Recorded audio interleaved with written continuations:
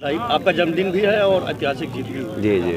विधायक जी, दूसरी बार बाबा जी की पूर्ण बहुमत की सरकार बन रही है, वही दूसरी बार दीनानाथ भास्कर भी औराई का प्रतिनिधित्व करने जा रहे हैं, तो कितने उत्साहित हैं? कार्यकर्ताओं के लिए क्या संदेश है?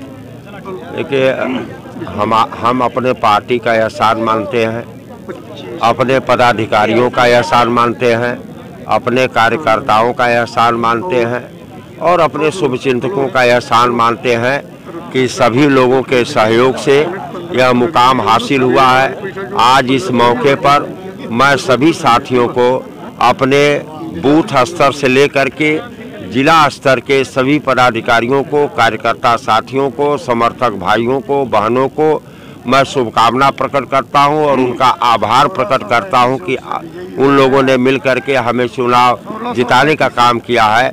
ऐसे अवसर पर सभी लोगों का बहुत बहुत आभार। विधायक जी का आखिरी सवाल कि जिस तरीके से लोग प्रचार प्रसार के दौरान कहे थे कि अगर भास्कर जी जीत के आते हैं तो मंत्री बनते हैं, पूर्ण बहुमत की सरकार भी बनने जा रही है, तो इसको लेकर देखिए, हम लोग पहले से जानते थे कि पूर्ण बहुमत की सरकार बनेगी। हमारे माननीय मुख्यमंत्री जी, राष्ट्रीय अध्यक्ष जी, प्रधानमंत्री जी, सभी लोगों का एनालिसिस था कि हम लोग 250 के ऊपर जाएंगे और 250 के ऊपर हम लोग गए। पूर्ण बहुमत की सरकार बन रही है। प्रदेश के लोगों को बधाई।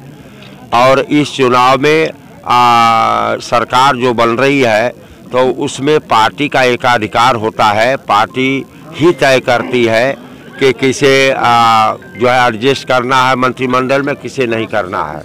ये पार्टी की जिम्मेवारी है। हम लोग कार्यकर्ता हैं, कार्यकर्ता बन के ही रहना चाहते हैं और आगे हम लोग कार्यकर्ता बन के ही कार्यकर्ताओं का काम करना चाहते हैं। जीत का श्रेय किसे देते हैं? हम जनता को देते हैं, पदाधिकारियों को देते हैं, कार्यकर्ताओं को देते हैं, समर्थकों को देते हैं, जो शुभचिंतक है उनको देते हैं। ये जो है भागीदार है हमारे जीत के।